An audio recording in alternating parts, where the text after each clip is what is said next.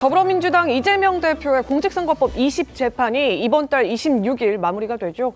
어제 재판부가 다시 한번 날짜를 콕 집어서 재확인시켜주면서 이제는 멈추고 싶어도 멈출 수가 없는 그런 상황이 됐습니다.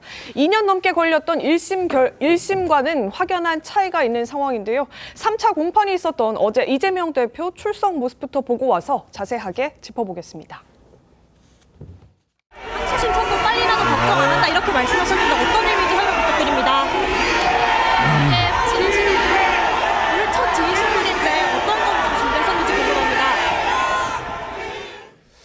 항소심 재판부가 어제 재판 말미에 26일에 재판을 끝내겠다 다시 한번 강조했습니다. 화면 함께 보겠습니다.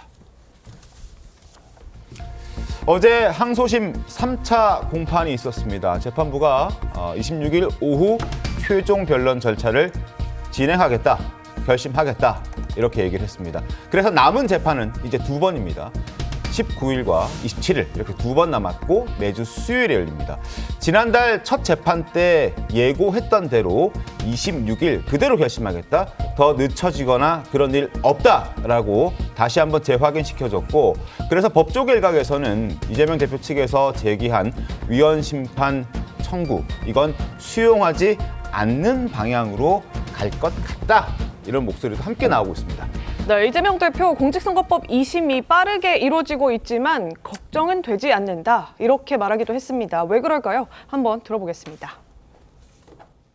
공신법 2심은 언제쯤 나옵니까?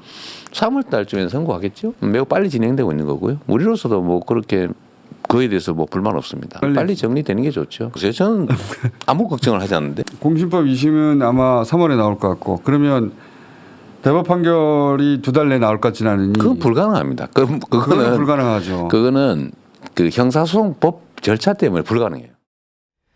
예, 송영 변호사님, 이 형소법 절차 때문에 지금 2심 어차피 대법원 5월 선고까지는 못 갈 것이다, 지금 이런 주장하시는 것 같은데 왜 그런 겁니까? 이게 그 형사소송법상 우리가 상고를 하게 되면은 상고 기한이 항소심 판결 선고일로부터 일주일입니다. 그리고 사건이 대법원에 올라가면 피고인이나 변호인에게 상고 기록 접수 통지서라는 걸 송달을 하고요. 그 송달을 받은 때로부터 20일의 상고일류서 제출 기한이 기산이 됩니다. 그리고 이 사건은 아마도 쌍방이 상고하는 사건이 될 가능성도 있는데, 그러면은 검찰 쪽도 상고를 하지 않겠습니까? 그러면은 변호인이 그 상고일류서를 받아보고 또 열흘 안에 답변서를 내야 됩니다. 그러고 나서 이제 정식으로 심리할 재판부가 배당이 되는 것이기 때문에 사실 최소한으로 잡아도 2심 판결 선고 이후에 대법원이 실질적인 심리에 들어가기까지 약 40일 정도의 시간이 소요가 됩니다. 그래서 이재명 대표 측에서는 항소심 선고 이후에 두 달 내에 대법원 선고가 나기는 현실적으로 사실상 불가능하다, 이런 취지의 이야기를 하고 있는 것 같은데요.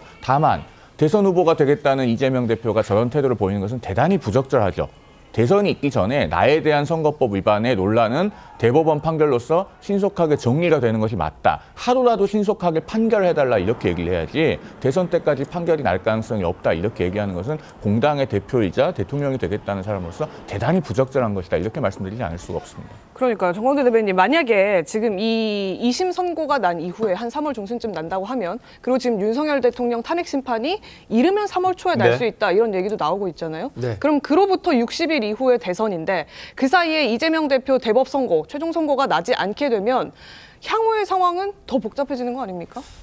그 부분과 관련해서는 뭐 유권자인 국민께서 판단하실 거라고 생각합니다. 왜냐하면 2심까지는 이제 그 사실심이고 그 다음서부터는 법리심으로 진행된다는 거 이제 다 알고 계시잖아요.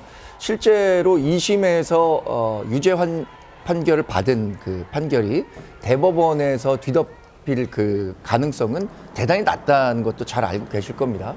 지금 송영 변호사 얘기한 것처럼 그 민주당 대표 또 가장 유력한 대권 주자로서 자신이 결격 사유가 있다는 점, 없다는 점, 이런 것들을 강조해도 모자랄 판에 지금 뭐 이 대법원까지는 판결이 안 날 거기 때문에 자신은 걱정하지 않는다라는 투의 이야기를 하는 것이 벌써 대단히 자신감을 잃은 거 아닌가라는 평가를 안 할 수가 없습니다. 오히려 잃은 것이다? 네. 예, 알겠습니다. 알겠습니다. 권성동 원내대표는 이런 얘기를 했습니다. 이 대표의 말과 행동이 일치하지 않는다, 그러면서 일침을 가했는데 그 목소리 확인하겠습니다. 당 대표가 선거법 위반으로 재판받는 것도 부끄러운데 재판 일정을 가늠하며 너스레를 떠는 모습이 참으로 경박하기 짝이 없습니다. 그렇게 자신 있는 사람이 왜 소송기록 통지서를 이사불명, 폐문부재로 수령 거부했습니까? 왜 또 위헌법률 심판 제청을 했습니까? 범죄 혐의자가 입으로는 무죄를 주장하면서 반로는 도주하는 꼴입니다. 말로는 전혀 문제되지 않는다. 자신감이 넘치는 모습을 보이면서 뒤로는 지금 다른 행동을 하고 있다. 말과 다른 행동을 하고 있다. 이런 지적이거든요. 권성동 원내대표. 박수현 의원님 어떻게 좀 보셨습니까? 그러니까 지금 말씀을 주신 대로 제1야당의 대표이고 또 대통령 후보가 되겠다는 그런 위치에서 하루라도 빨리 대법까지 재판을 끝내달라라고 하는 말씀을 하시는 것이 더 적절하다라고 하는 그 말씀도 충분하게 일리가 있다고 생각을 합니다. 그러나 어떻게 그런 완벽한 답을 다 매번 할 수 있습니까? 그래서 지금 2심을 앞에 놓고 2심 결과 우리는 무죄를 확신하고 있다라고 하는 것은 한두 번 주장한 것이 아니라 네. 지금까지 계속 그 법리적 확신을 가지고 주장을 해온 이야기고 그래서 2심에서도 좋은 결과가 나올 것이다라는 취지의 이야기를 한 것이죠.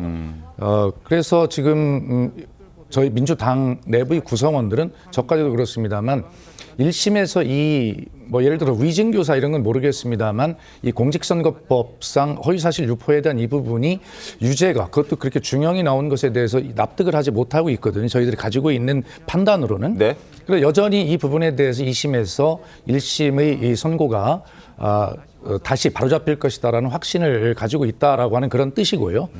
그리고 지금 말씀하신 대로 그런 중요한 위치에 있는 분이기 때문에 예를 들어서 지지자들을 상대로 또 당원들을 상대로 2심에 대해서 우리는 확신이 있고 나는 무죄입니다라고 하는 그런 확신의 말씀을 드리는 것 또한 그 위치에서 해야 할 일이라고 생각을 합니다. 알겠습니다. 그렇기 때문에 이 문제가 마치 책임을 회피하거나 또 계속 그 지적하시는 대로 재판을 지연한다고 하려거나 네. 라고 하는 그런 어떤 태도를 보이는 것은 아니다라고 하는 말씀을 드리고 네. 하여튼 2심 이제 곧 얼마 남지 않았으니까 뭐 차분하게 한번 같이 지켜보시죠. 알겠습니다. 예, 이종훈 평론가님. 근데 네. 지금 박수현 의원님 말씀이 무죄를 확신하고 있기 때문에 이렇게 나오는 것이다라고 말씀 주시는데 일각에서는 그렇게 무죄를 확신한다면 차라리 대법 선고 좀 더 빨리 내달라고 이재명 대표가 직접 얘기하는 게 어떠냐 이런 주장도 여권에서 나오더라고요. 네, 그렇습니다. 조선일보 사설도 오늘 그 점을 지적을 했죠. 네.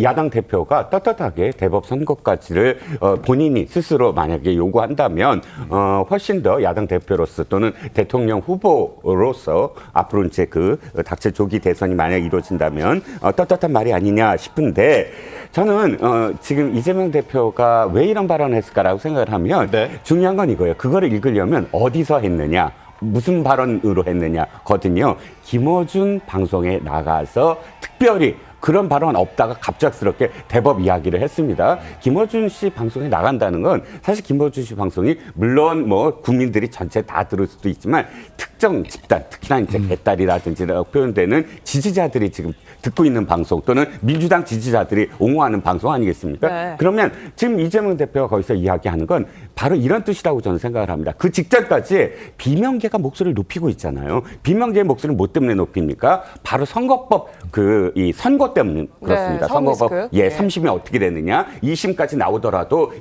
만약에 1심과 똑같다면 우리는 유죄가 지금 나온다면. 그런 후보를 계속 유지할 수 있느냐? 이런 문제가 계속 대두되고 있었어요. 그러니까 네. 이재명 대표는 그걸 차단해야 되는 목소리. 그러니까 이렇게 이런 자리에서 비판을 받더라도 그 문제만큼 확실하게 지지자나 또는 민주당의 그 당원들에게 아니다. 흔들림 없다. 아니 대법에 확정 판결 안 나온다.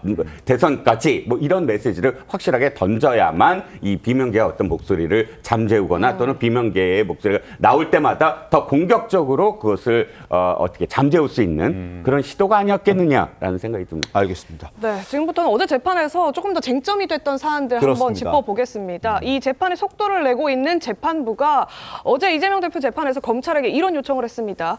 이재명 대표의 발언 가운데 허위인 부분을 이거를 조금 더 자세하게 특정을 좀 해달라. 어떤 문장이 정확하게 허위였는지 구체적으로 특정을 해달라. 이런 요청을 하면서 공소장 변경까지 요구를 했거든요. 송영훈 변호사님. 이거 어떤 의미입니까? 이 부분은요, 좀 나눠서 봐야 되는 게 이재명 대표의 선거법 위반 사건은 그 백현동 허위 발언, 그러니까 용도 변경과 관련해서 국토부로부터 협박받았다. 이것과 그 다음에 고 김문기 성남도시개발공사 개발 1처장을 성남시장 재직 시절에 몰랐다라고 하는 이 두 부분으로 크게 나눠지지 않습니까? 이 김문기 씨 관련된 발언에 대해서 특정을 해달라고 하는 것이 공소장 변경 요구의 주된 포인트입니다. 네. 백현동 부분은 국회 속기록이 남아있고 그 발언 내용이 많지가 않아요. 더 이상 뭐 특정하고 말 것도 없는데 공직선거법상 허위사실 공표는 모든 허위사실이 다 처벌되는 게 아니고 뭐 재산, 학력, 경력 이런 식으로 허위사실 공표의 대상이 법정되어 있습니다. 법에 정해져 있어요. 그 중에 하나가 행위인데 이제 이재명 대표가 얘기했던 거는 본인이 성남시장 재직 시절에 김문기 처장을 몰랐다라고 하는 것이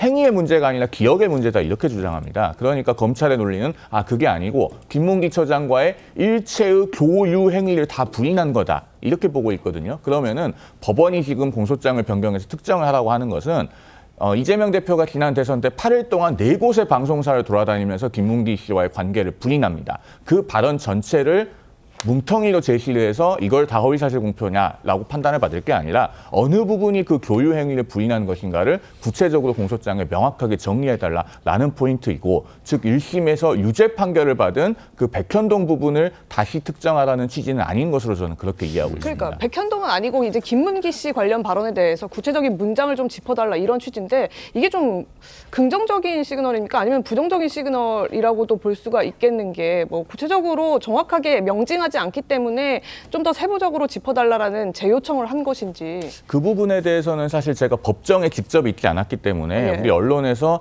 보도한 것만을 가지고 예단하기는 좀 어렵습니다. 다만 어쨌든 재판부가 2번에 걸쳐서 이것은 구체적으로 특정해야 되지 않겠냐라는 요구를 했고 검사도 그걸 검토하겠다고 하니까 공소장 변경이 이루어질 걸로 보여요. 그리고 아마 그 공소장 변경이 필요하지 않느냐는 취지의 재판부의 성명이 있을 때 아마 그 뉘앙스가 있었을 겁니다. 이거 네. 이렇게 해가지고는 우리가 판단할 수 없다라는 취지인지 아니면 이것을 공소장 변경하면은 유죄 쪽으로 갈 수 있다는 시그널을 주는 그런 언명이었는지 이것은 아마 그 공판에 들어갔던 검사가 정확하게 느꼈을 겁니다. 알겠습니다. 어쨌든 뭐 지금 공소장 변경을 요구했지만 검찰에게 그럼에도 불구하고 26일에 결심 공판을 하겠다는 재판부의 의지는 유지가 되고 있는 그런 상황입니다. 그리고 고 김문기 씨를 모른다고 했던 부분보다 사실 더 중요한 것은 백현동 개발과 관련해서 국토부의 압박이 있었느냐 없었느냐 이 부분일 겁니다. 관련해서 그래서 어제 공판에서도 백현동 개발 담당자였던 성남시 공무원을 증인으로 다시 불렀습니다.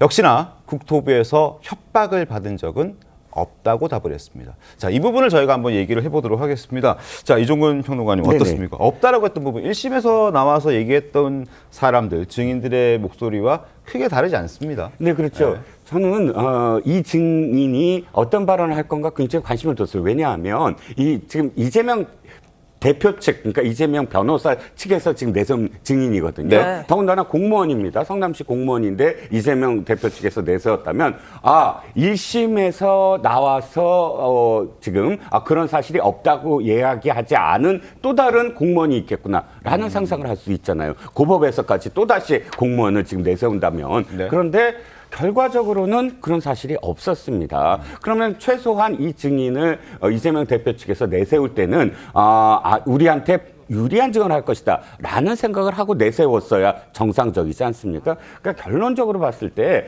그 어떤 성남시 당시 현직에 있는 공무원도 네. 국토부에 직접적으로 전화를 받아서 이게 그 법에 위배됩니다 라는 압박을 받은 사람이 없는 건 자명한 건데 네. 다만 기억에 남는 건 이재명 대표가 직접 공무원들한테 다 전화를 해서 압박을 받았지 하고 확인했다는 보도가 한 번 있었어요. 네. 그만큼 찾아다녔다는 거고 찾아다녔어도 그 발언을 할 수 없었다면 단지 시간을 그러니까 어떻게든 증인을 내세워서 재판을 끌어보겠다라는 의도 이외에는 네. 이해할 수 없는 그런 증인이었다는 겁니다. 알겠습니다.